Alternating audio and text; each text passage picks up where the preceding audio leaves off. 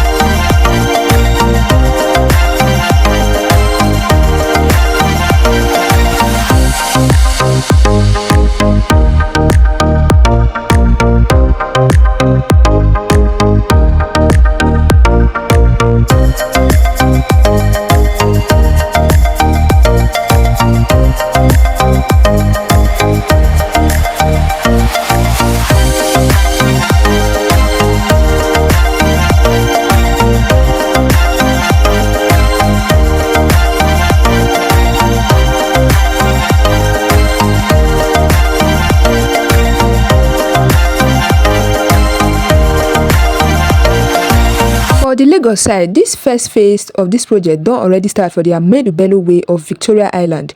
This phase will cover through areas like Oniru Beach, Landmark Beach, Gold Beach, and several other places. And this construction don't really cause so many demolition of some properties for this same area like the Landmark Beach. And also the road where they between the Victoria Island and Lekki, the Lekki Regional Road project currently they ongoing as you see from this video. And then this 8.75 kilometer road go link Freedom Way to Victoria Garden City, and this one will really help to cut down traffic for the Lekki-Epe Expressway.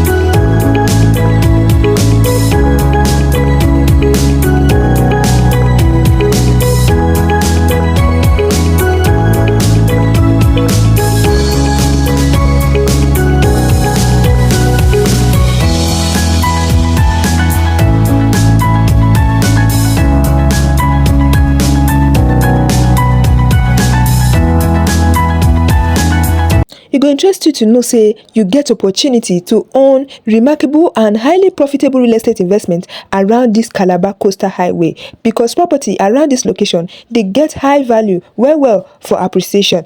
Jennifer's Gardens Estate now a newly and most affordable property around the Coastal Calabar Highway, when not far at all, less than 3 minutes drive to Coastal Calabar Highway. Now this road I show you, may you see and say it dey very close, and the value of this property in the next few years go amaze you. Jennifer Gardens guys, now this estate will come into the market recently last week by Amen City, and Amen Estate come with correct approved documents and CFO property where go give you peace of mind and high appreciation over time.